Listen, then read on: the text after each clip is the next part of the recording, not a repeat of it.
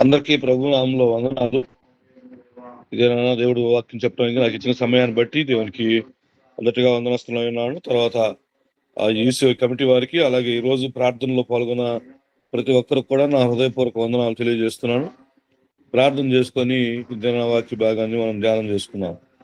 మహాపరిశుద్ధుడా, మా ప్రేమ కలిగిన ప్రియ పరలోక తండ్రి పాదాలు పొందనాలు. గడిచిన రాత్రి కాలం అంతా మన సజీవులుగా కాపాడి ఉదయకాల సమయంలో మొదటిగా చురుకైన మెలకువనిచ్చి మొదటగా నేను స్తుతించడానికి మీరు ఇచ్చిన సమయాన్ని బట్టి, సహాయాన్ని బట్టి మీకు వందనాలు, స్తోత్రాలు.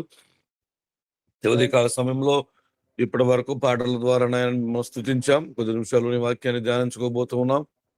తెలియలేని వాడిని, జ్ఞానం లేని వాడినైనా నాయన నన్ను ఏర్పాటు చేసుకున్న దాన్ని బట్టి మీకు వందనాలు. వాక్యం చెప్పనంటున్నా నేను ఆత్మతో అభిషేకించండి, నోటు బోరగా ఉపయోగించుకోండి. ప్రజలందరికీ కావాల్సిన వాక్యాన్ని నాటి ద్వారా మీరు వినిపించమని, వింటున్న ప్రతి ఒక్కరికి మంచి మనస్సు, మంచి హృదయాన్ని దయచేయమని యేసుక్రీస్తు నామములో అడుగుతున్నాం తండ్రి. ఆమేన్. ఆమేన్. ఆమేన్. ఆమేన్. ఆమేన్. ఆమేన్. ఈ దినాన మనం తెలుసుకోబోయే వాక్య భాగము యెహోషువ గ్రంథము 7వ అధ్యాయము 26వ వచనాన్ని ఒకసారి చదువుకుందాం. వారిని రాళ్లతో కొట్టిన తర్వాత అగ్ని చేత కాల్చి వారి మీద రాళ్లను పెద్ద కుప్పగా వేసిరి. అది నేటి వరకు ఉంది. అప్పుడు యెహోవా కోపోద్రేకం విడిచిన వాడై మల్లుకొనెను. అందుచేతను నేటి వరకు ఆ చోటికి ఆకోరు లోయ అని పేరు పెట్టబడును అని ఉంది. పరిశుద్ధ గ్రంథంలో మనము చాలా రకాలైన లోయలని చూడగలం. వాటిలో ఏలా లోయ, కిద్రోను లోయ, కిషోను లోయ, ఆకోరు లోయ, ఎండిపోయిన ఎముకల ఉన్న లోయ, ఎక్కడ రకరకాలుగా లోయ గురించి మనం చూడగలం. లోయ అంటే లోతైన ప్రదేశము అని మనం వాడుకగా వినవచ్చు. ఎందుకంటే ఏదైనా నదీ ప్రాంతంలో ఎత్తైన ప్రదేశం నుంచి నీళ్లు కిందకు ప్రవహించినప్పుడు అక్కడ ఒక గుంటలాగా లోయగా ఏర్పడుతుంది. వాటిని లోయలు అంటారు. మన ప్రాంతంలో మనకు తక్కువ గాని ఈ కొండ ప్రాంతాల్లో ఎక్కువగా లోయలు ఉంటాయి. మనం విశాఖపట్నంకి వెళ్తే అక్కడ అరక లోయని మనం ఎక్కువగా ప్రత్యేకంగా చూడవచ్చు. అది చాలా లోతైన ప్రదేశము.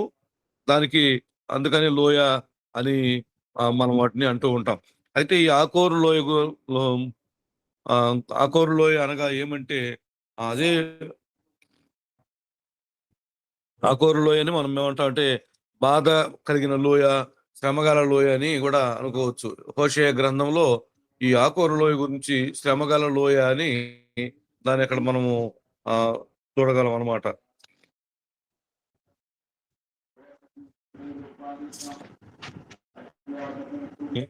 ఆ 430 సంవత్సరాలు, ఒక సంవత్సరం కాదు, 2 సంవత్సరాలు కాదు ప్రియమైన దేవుని బిడ్డలారా, 400 సంవత్సరాలకు పైగా ఐగుప్తు బానిసత్వంలో ఉండారు ఇశ్రాయేలీయులందరూ. ఫరో రాజు చేతి కింద వాళ్ళు బానిసత్వంలో ఉన్నప్పుడు ఆ మోషే నాయకత్వంలో వారిని బానిసత్వం నుంచి విడిపించి వాగ్దాన దేశానికి తీసుకెళ్తాడనమాట దేవుడు. వాగ్దాన దేశానికి తీసుకెళ్లేటప్పుడు మోషే నాయకత్వంలో ఈ కార్యక్రమం అంతా జరుగుతుంది. ఫరో దగ్గర వాళ్ళు అనేక సంవత్సరాలు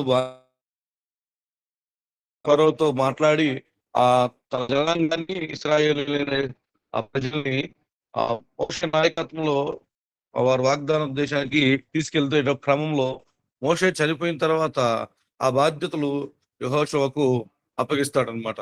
యెహోషువకు అప్పగించిన తర్వాత యెహోషువ నాయకత్వంలో ఇశ్రాయేలు ప్రజలు వాగ్దాన దేశానికి ప్రయాణం చేస్తూ ఉంటారు. అయితే యెహోషువ ముందుగానే ఇశ్రాయేలు ప్రజలకి ఏం చెప్తాడంటే, ఈ పట్టణము దీనిలో ఉన్నది యావత్తును యెహోవా వలన శపింపబడిన దానిలో కొంచెమైనను మీరు తీసుకునే యెడల మీరు శాపగ్రస్తులు అవుతారని వారికి ముందుగానే చెప్తాడు. అంటే వారు ఐగుప్తు దేశం నుంచి ఇశ్రాయేలు ప్రజలు వాగ్దానం చేయబడిన కనాను దేశకి ప్రయాణం చేసే మధ్యలో యెరికో పట్టణం వస్తుంది. ఆ యెరికో పట్టణాన్ని దేవుడు ఏం చేశాడంటే శపించాడు. కాబట్టి ఈ శపింపబడిన దాంట్లో ఏది కూడా కొంచెమైనా తీసుకోకూడదు. తీసుకుంటే ఇశ్రాయేలు కూడా శాపగ్రస్తులు అవుతారు. కనుక శపించబడిన దాంట్లో ఏ దాన్ని కూడా మీరు ముట్టకూడదు అని ఇశ్రాయేలు ప్రజలకు యెహోషువ ఆజ్ఞాపిస్తాడు.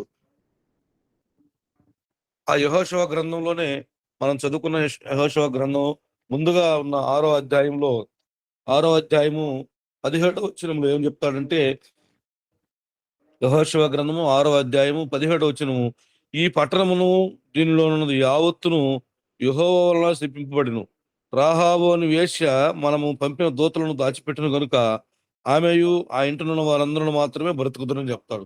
అలాగే 18వ వచనంలో శపింపబడిన దానిలో కొంచెమైనను మీరు తీసుకుని ఎడల మీరు శాపగ్రస్తులై ఇశ్రాయేలీయుల పాలెమునకు ఆ శాపం తెప్పించి దానికి బాధ కలుగజేయుదురు గనుక శపింపబడిన దానిని మీరు ముట్టకూడదు అని చెప్తాడు. 26వ వచనంలో ఏముందంటే ఆ కాలంలో యెహోషువ జనుల చేత శపథము చేయించి వారికి ఇలాగ ఆజ్ఞాపించును. ఎవడు యెరికో పట్టణమును కట్టించ పూనుకొనునో వాడు యెహోవా దృష్టికి శాపగ్రస్తుడగును. వాడు దాని పునాది వేయగా దాని జ్యేష్ఠ కుమారుడు చచ్చును. దాని తలుపులను నిలువునెత్తగా వాని కనిష్ట కుమారుడు చచ్చును. అంటే ఇక్కడ ఇశ్రాయేలు ప్రజలు యెహోషువ నాయకత్వంలో మోషే చనిపోయిన తర్వాత వారు ఐగుప్తు దేశం నుంచి కనాను దేశానికి ప్రయాణం చేసేటప్పుడు యెరికో పట్టణం వచ్చినప్పుడు యెహోషువ యెరికో పట్టణాన్ని చూపించి ఇశ్రాయేలీయులతో ఈ విధంగా మాట్లాడుతున్నాడు. ఈ పట్టణంలో దీనిలో ఉన్నది సమస్తమును యెహోవా చేత శపింపబడింది. ఈ యెరికో పట్టణము యెహోవా చేత శపింపబడింది. ఎవడైనా ఈ పట్టణంలో ఉండేది ముట్టుకుంటే వాడు కూడా శాపగ్రస్తుడు అవుతాడని యెహోషువ ఖండితముగా ఇక్కడ ఏం చేపించాడంటే వారి చేత వాగ్దానం చేపించాడు అనమాట. వారి చేత ప్రమాణం చేపించాడు. అంటే ఎవరు కూడా దాన్ని ముట్టకూడదు. దాన్ని ముట్టుకున్న ప్రతి ఒక్కరు కూడా శాపగ్రస్తులు అవుతాడని చెప్పి వారి చేత ప్రమాణం చేపించాడు. అయితే ఈ ఇశ్రాయేలీయుల ప్రజల్లో ఆకాను అనే వ్యక్తి ఏం చేస్తాడంటే దేవుని సేవకుడైన యెహోషువ గారి మాటలు చెవుని పెట్టి వినకుండా యెహోషువ మాట వినకుండా ఆయన ఆ శపింపబడిన దాన్ని కొంత ముట్టుకున్నట్టుగా మనం యెహోషువ గ్రంథంలో చూస్తూ ఉన్నాం. యెహోషువ గ్రంథము 7వ అధ్యాయము 21వ వచనంలో మనం చూసుకుంటే దోపుడు సొమ్ములో ఒక మంచి షీనారు పై వస్త్రమును 200 తులముల వెండిని 50 తులముల ఎత్తుగల ఒక బంగారు కమ్మిని నేను చూచి వాటిని ఆశించి తీసుకుంటుని. అదిగో నా డేరా మధ్య అవి భూమిలో దాచబడి ఉన్నవి. ఆ వెండి దాని క్రింద ఉన్నదని ఉత్తరం ఇచ్చి తాను చేసినదంతయు ఒప్పుకొనెను. ఇక్కడ ఆకాన్ అనే వ్యక్తి యెహోషువ ఖండితంగా ఇశ్రాయేలుకి ఆజ్ఞ వాళ్ళ చేత ప్రమాణం చేపించాడు. యెరికో పట్టణంలో శపింపబడిన పట్టణంలో ఏ ఒక్క వస్తువు కూడా మీరు ముట్టుకొనకూడదు అని ఇశ్రాయేలు ప్రజల చేత యెహోషువ ప్రమాణం చేపిస్తే, అయితే ఈ ఆకాన్ అనే వ్యక్తి ఏం చేస్తాడంటే ఇక్కడ మనం 21వ వచనం చదువుకున్న వాటిలో దోపుడు సొమ్ములో ఒక మంచి సీనారు పై వస్త్రమును 200 తులముల వెండిని 50 తులముల ఎత్తుగల ఒక బంగారు కమ్మిని వాటిని తీసుకొని ఆశించి వాటిని దొంగతనం చేసినట్టుగా మనం ఇక్కడ చూస్తున్నాం. అంటే ఇక్కడ అర్థం ఏంటంటే దేవుని సేవకుడైన దేవుని సేవకుడు ఆజ్ఞ ఇచ్చినప్పుడు దేవుని సేవకుడు ఖండితముగా మనకు మాట చెప్పినప్పుడు దాన్ని మనం పాటించాలి. దాన్ని మనం పాటించకుండా ఇక్కడ ఆకాన్ అనే వ్యక్తి ఏం చేశాడు తెలుసా? దొంగతనం చేసినట్టుగా మనము చూస్తున్నాము.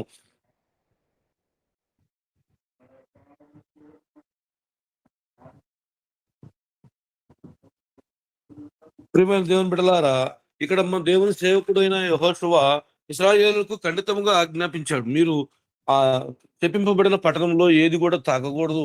మీరు ఒకవేళ తాకిన యెడల అది మీరు కూడా శాపగ్రస్తులు అవుతారని చెప్పినప్పుడు, అయితే ఈ ఆకాన్ ఏం చేశాడంటే ఇవన్నీ ఈ బంగారును పై వస్త్రం షేనారు వస్త్రం వెండిని వాటిని దొంగతనం చేసి ఆయన ఎక్కడికి వెళ్ళాడంటే ఆకోరు లోయలోనికి వెళ్ళినట్టుగా మనము చూస్తున్నాం.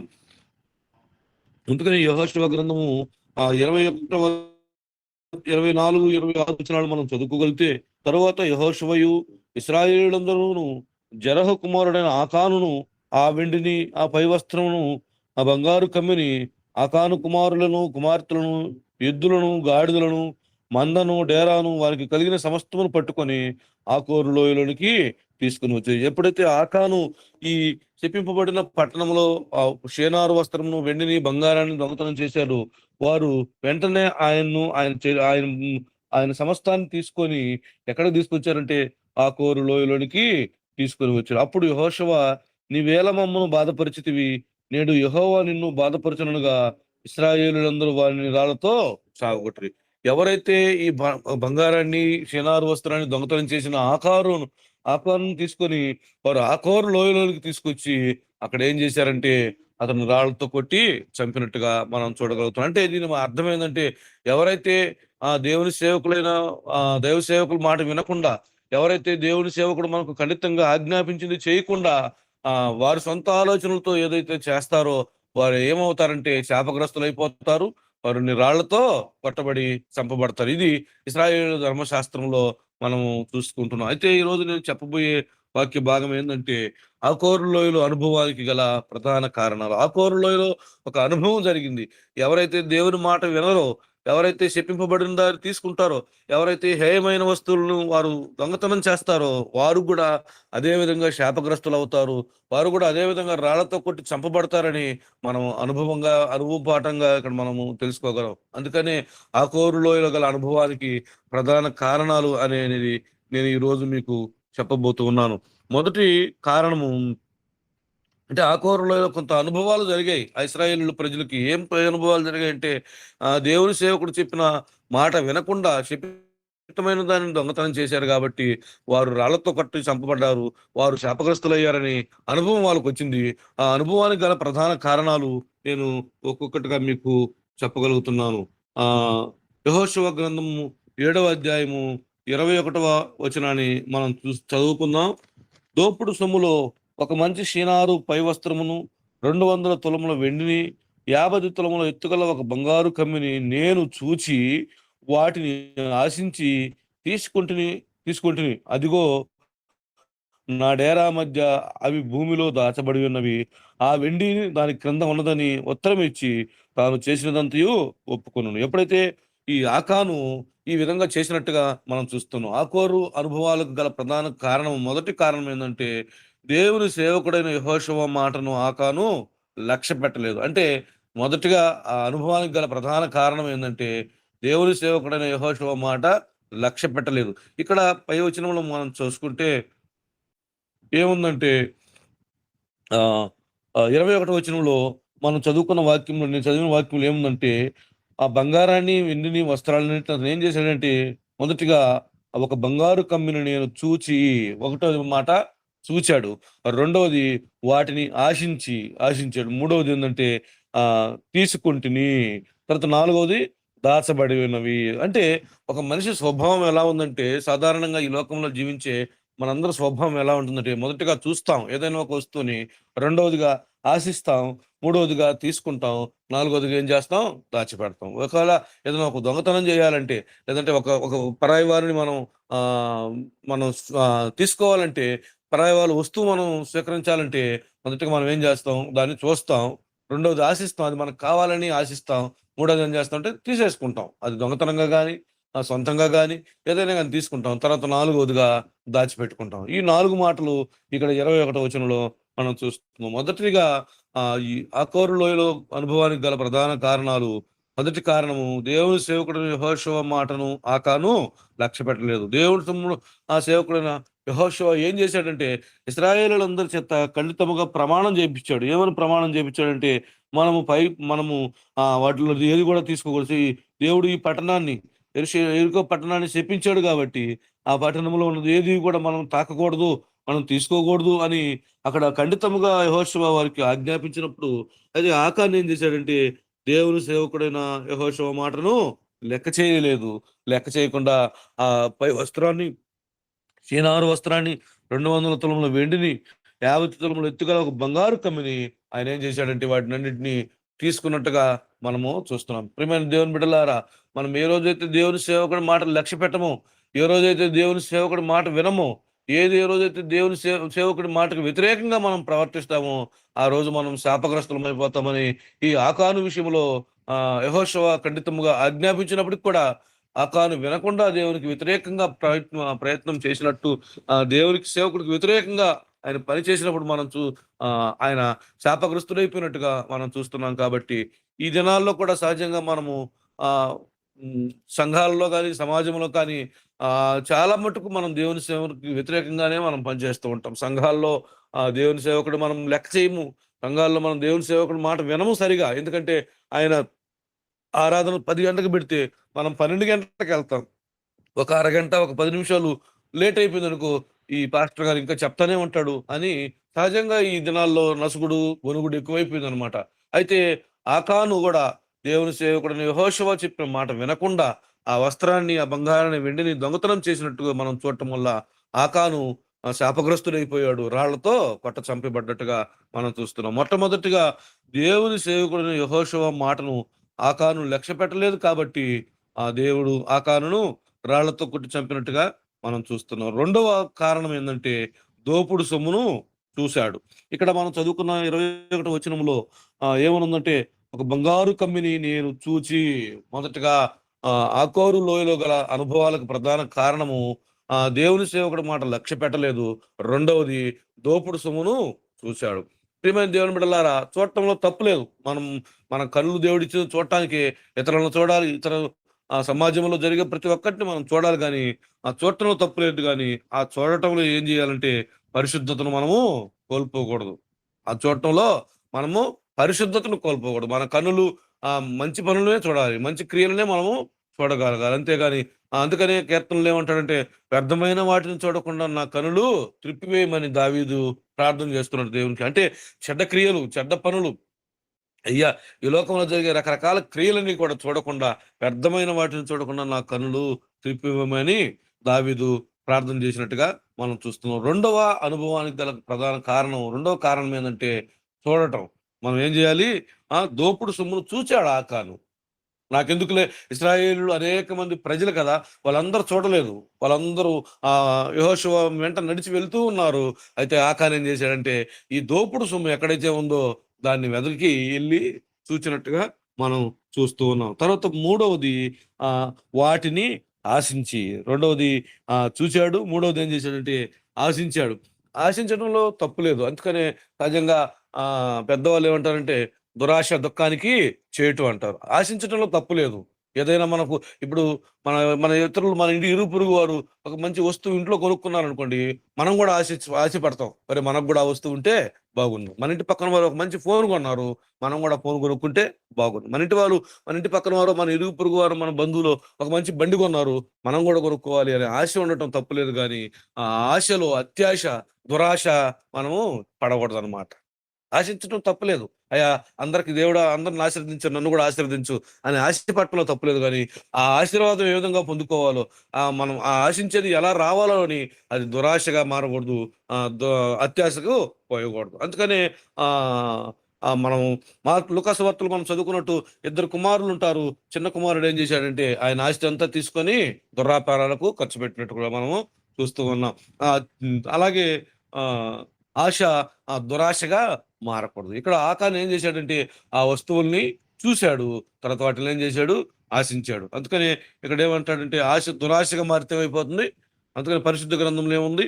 దురాశ గర్భమును ధరించి పాపమును కనగా, పాపము పరిపక్వమై మరణమును కనును. ఇవన్నీ దురాశ, పాపము, వ్యభిచారం ఇవన్నీ ఎలా ఉంటాయంటే, ఆఖరికి మనల్ని ఆకోరు లోయలోకి నడిపించేవేగా ఉంటాయన్నమాట. ఆకోరు లోయ అంటే శ్రమగల లోయ, బాధగల లోయ, ఏడుపుల లోయ.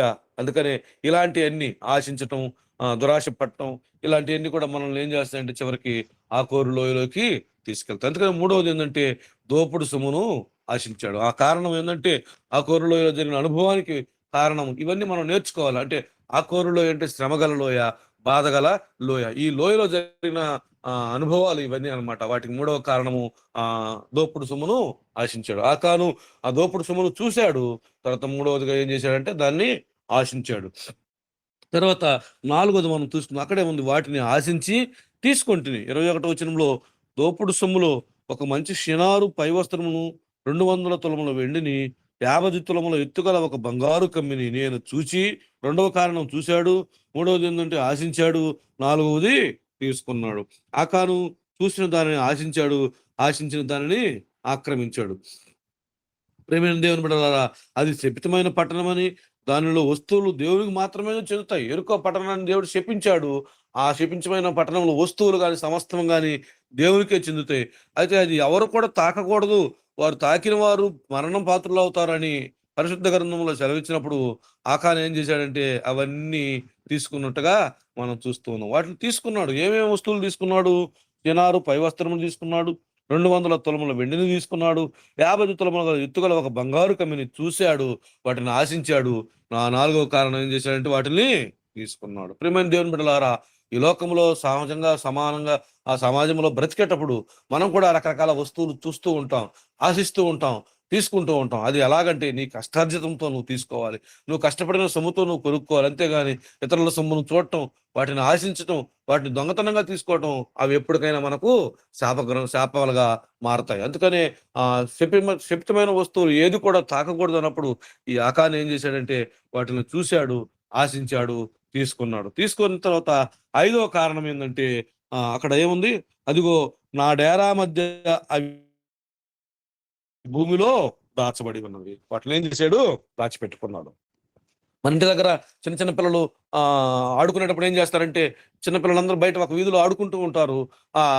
ఈ గోళీల ఆటలు లేకపోతే బుడ్డీల ఆటలు ఏదో రకరకాలుగా ఆడుకుంటూ ఉంటారు. ఒక బాబు ఏం చేస్తాడంటే ఆడుకునే సమయంలో ఒక వస్తువు తీసుకొని చేతిలో పెట్టుకొని ఇంటికి తీసుకొచ్చేస్తాడు. తీసుకొచ్చేసిన తర్వాత తల్లిదండ్రులు తల్లి ఎక్కడ తెచ్చేవారా అంటే అక్కడ తెచ్చేసానంటే ఆ తల్లి ఏం చేయాలంటే, మరి వద్దు మనకు అది అందరూ కదా అక్కడ ఆడుకొని అక్కడే పెట్టేసి వచ్చేసి ఏం చెప్పదు. ఏం చేస్తుందంటే ఆ పిల్లవాడు తెచ్చిన ఆ వస్తువులో లేకపోతే ఆట వస్తువులు ఏం చేస్తుంది, తీసి ఇంట్లో దాచిపెడతాడు. ఇక్కడ ఈ పిల్లవాడు ఏం చేశాడంటే వాటిని చూశాడు, ఆ ఆట వస్తువులు ఆశించాడు. అవి తీసుకొని వచ్చినప్పుడు తల్లి ఏం చేయాలంటే వాళ్ళు మందలించి, అరే అక్కడ ఆడుకున్నంత సేపు అవి అక్కడే ఉంచి ఆడుకొని ఎవరి వస్తువు వాళ్ళకి ఇచ్చేసి రావాలని చెప్పాలి. కానీ ఈ తల్లి ఏం చేస్తుందంటే అవి దాచిపెడుతుంది. ప్రియమైన దేవుని బిడ్డలారా, ఈ లోకంలో జరిగే సహజంగా జరిగే అలాంటి సన్నివేశాలు మనం చూస్తూ ఉంటాం. మనం కూడా ఎక్కడన్నా ఒక వస్తువు చూసామంటే అది తెచ్చిందాక ఇంకా మనము నిద్రపోం. మంచి వస్తువుగా చూసామంటే అది దొంగతనంగానే చేస్తాం, ఇంకా ఏ విధంగా అయినా కానీ తెచ్చి పెడతాం. ఈ ఆకాను కూడా ఏం చేశాడంటే దోపుడు సొమ్మును చూశాడు, ఆశించాడు, తీసుకున్నాడు, దాన్ని తెచ్చి డేరా మధ్యలో దాచిపెట్టాడు. ఇది ఒక కారణం అనమాట. ఆకాను చూసిన దాన్ని ఆశించాడు, ఆశించిన దాన్ని ఆక్రమించుకున్నాడు. మనుషులకు అప్పుడు మనం ఏమనుకున్నాడు, ఆకాను ఏమనుకున్నాడంటే నేను ఆ వస్తువులను చూశాను, తెచ్చాను, ఆశించాను, తెచ్చుకున్నాను, దాచిపెట్టుకున్నాను అని అనుకుంటావేమో గాని, నువ్వు నేను ఈ లోకంలో మానవులుగా జన్మించి జీవించేటప్పుడు రకరకాల వస్తువులు ఇతరుల వస్తువులు ఆశిస్తా ఉంటాం.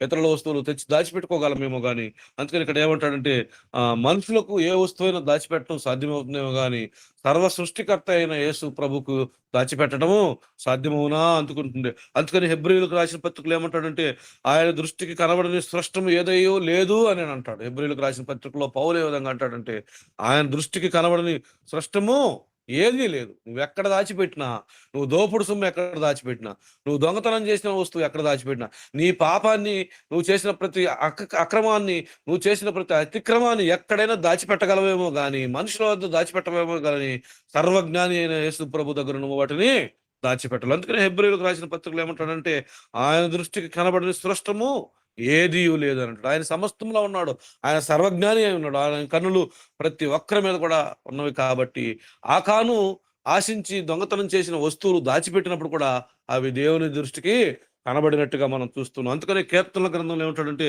నువ్వెక్కడికి వెళ్ళినా ఆయన అక్కడ ఉన్నాడు.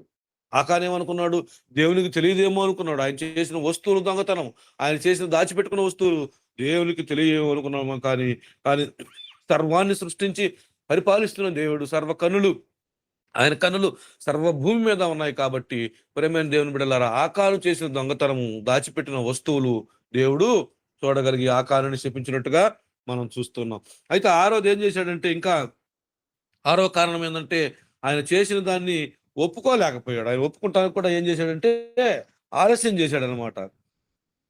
ఆయన రాళ్లతో కొట్టి చంపేంత వరకు కూడా ఆకాను చేసిన పాపాన్ని ఒప్పుకోలేదు. ఆయన దాన్ని కాలయాపన చేసినట్టుగా మనము చూస్తున్నాం. ప్రియమైన దేవుని బిడ్డలారా, చేసిన తప్పు, చేసిన అతిక్రమము వెంటనే ఒప్పుకోగలిగితే మనకు క్షమాపణ దొరుకుతుంది. అంతేగాని ఒకవేళ మనం ఒప్పుకోకుండా వాటిని మనం సాసేటు చేసామంటే, మనం ఆలస్యం చేసామంటే మనకేమవుతుందంటే శాపగ్రస్తులం అయిపోతాం, మరణానికి పాత్రులం అయిపోతాం. అందుకని ఆకాను కూడా ఏం చేశాడంటే ఆయన చేసిన వెంటనే ఒప్పుకోలేకపోయాడు. అయ్యా నేను తప్పు చేశాను, నేను శపితమైన వస్తువులు తీసుకున్నాను, వాటిని దాచిపెట్టానని ఒప్పుకోలేక కాలయాపన చేశాడు. కాబట్టి ఆయన ఏం చేయబడ్డాడు, రాళ్లతో కొట్టి చంపబడినట్టుగా మనము చూస్తున్నాం. ప్రేమ దేవుని బిడ్డలారా, అందుకనే చేసిన ఒక ప్రతి పాపాన్ని చేసిన ప్రతి తప్పును కూడా మనం ఏం చేయాలంటే దేవుని దగ్గర మనము ఒప్పుకోవాలి. ఒప్పుకున్నప్పుడు మాత్రమే మనకు పాప క్షమాపణ, రక్షణ, పరలోక మార్గము దొరుకుతుంది. అయితే దేవుడు ఇప్పటి వరకు మనము ఆకోరు లోయ గురించి అనుభవాలకు గల కారణాలు తెలుసుకున్నాం. ఆకోరు లోయ అంటే శ్రమగల లోయ, బాధగల లోయ.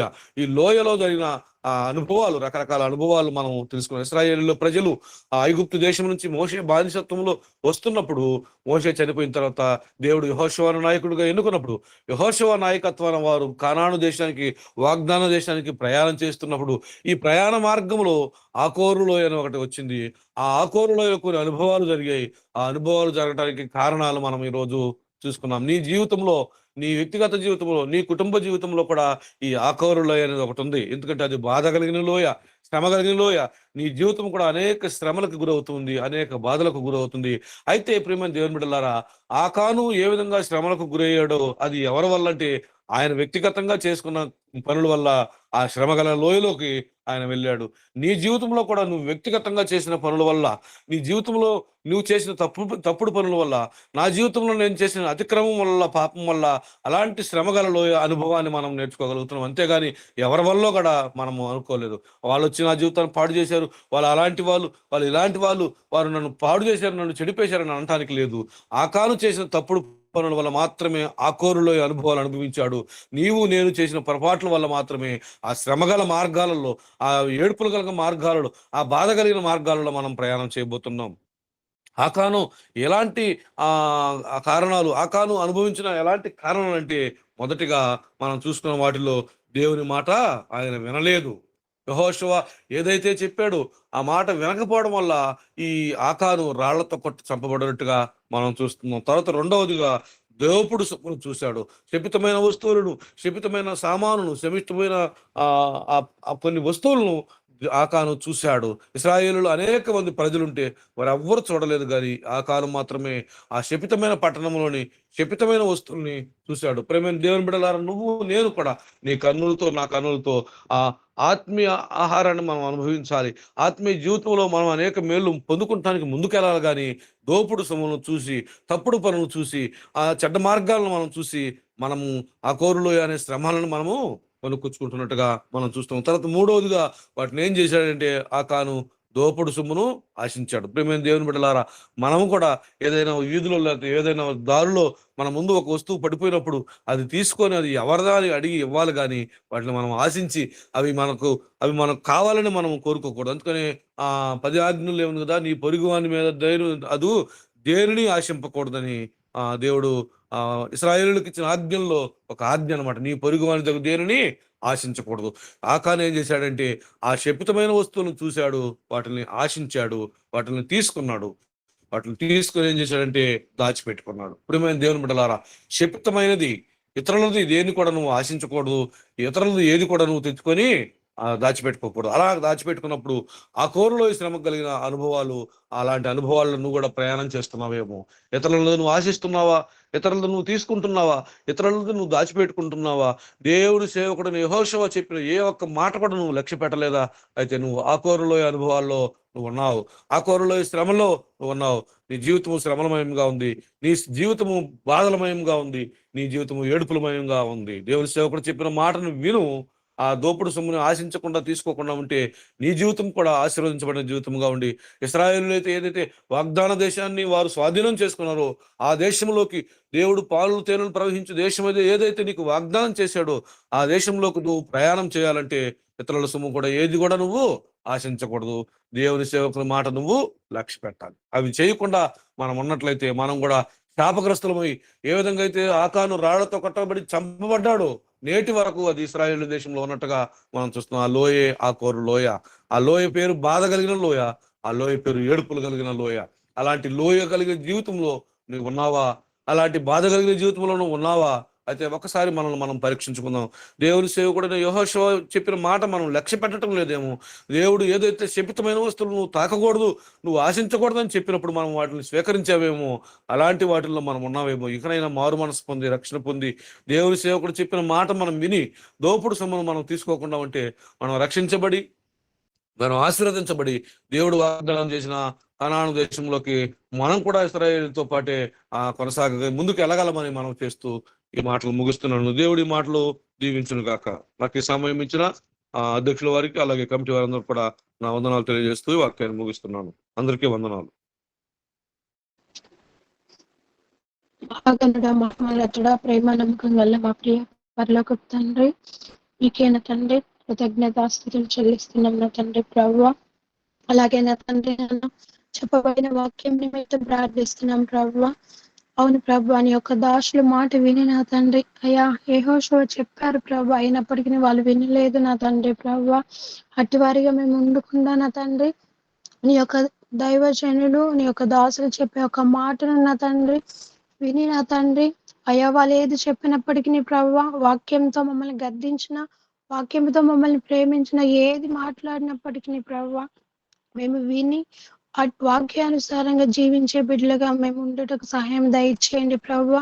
మీరు మాత్రమే నా తండ్రి ఈ వాక్యాలను నా తండ్రి నాన్న గద్దింపు వాక్యం అయినప్పటికీ ప్రభువా, మమ్మల్ని ఓదార్చే వాక్యం అని ఏదైనప్పటికీ మీరు బిడ్డల ద్వారా మాతో మాట్లాడితే ప్రభువా అవి మా హృదయంలో ఉంచుకొని అటు విధంగా మేము జీవించాలి ప్రభువా. అయ్యా నీ యొక్క దాసుల మాటలను నా తండ్రి వినాలి, కానీ వాళ్ళు మేము ఎదిరించిన తండ్రి ఇష్టానుసారంగా జీవించే వారిగా ఉండకూడదు ప్రభువా. అయ్యా మీరు మాకు నా తండ్రి ఈ లోకంలో వాళ్ళు మాకు నా తండ్రి ఎలా మేము ఉండాలో, ఎలా మేము నడుచుకోవాలో మాకు నేర్పించడానికి అయ్యా ఒక టీచర్గా మాకు ఉంచారు ప్రభువా. వాళ్ళ మాట విని మేము జీవించే వారికి మేము ఉండాలని అయ్యా మీరు ఎంతగానో వాళ్ళు నిలబెట్టి ఉన్నారు. అయ్యా ఎందరో నా తండ్రి ఇప్పుడు నా తండ్రి యెహోషువ వాక్యానుసారంగా నా తండ్రి యెహోషువ మాట వాళ్ళు వినలేదు ప్రభువా, ఇష్టానుసారంగా జీవించారు, చేయకూడదన్న పనిని చేశారు ప్రభువా. అటు విధంగా మేమైతే ఉండకూడదు నా తండ్రి ప్రభువా. మీరు మాత్రమే నా తండ్రి మాకు మంచి హృదయాన్ని దయచేయండి, వాక్యాన్ని మా హృదయంలో ఉంచుకొని జీవించే కృపను దయచేయమని అడగచ్చు. అలాగే నా తండ్రి వాక్యాన్ని చెప్పిన అన్నను కూడా జ్ఞాపకం చేసుకోండి, వాళ్ళ కుటుంబాన్ని ఆశీర్వదించండి నా తండ్రి. మీరు మాత్రమే ముందుండి నడిపించమని అడగచ్చు. ఈ వాక్యాన్ని అంతని మీ పాదాలు చెంత అప్పచెప్పు మా హృదయంలో నా తండ్రి ఫలింపయ్యే విధంగా నా తండ్రి మీరు మాత్రమే సహాయం దయచేయమని అడగచ్చు. నజరేయుడైన యేసుక్రీస్తు పరిశుద్ధ నామములో బ్రతిమలాడి వేడుకుంటున్నాం తండ్రి. ఆమేన్. Amen. Amen. Amen. Amen. ఆమేన్.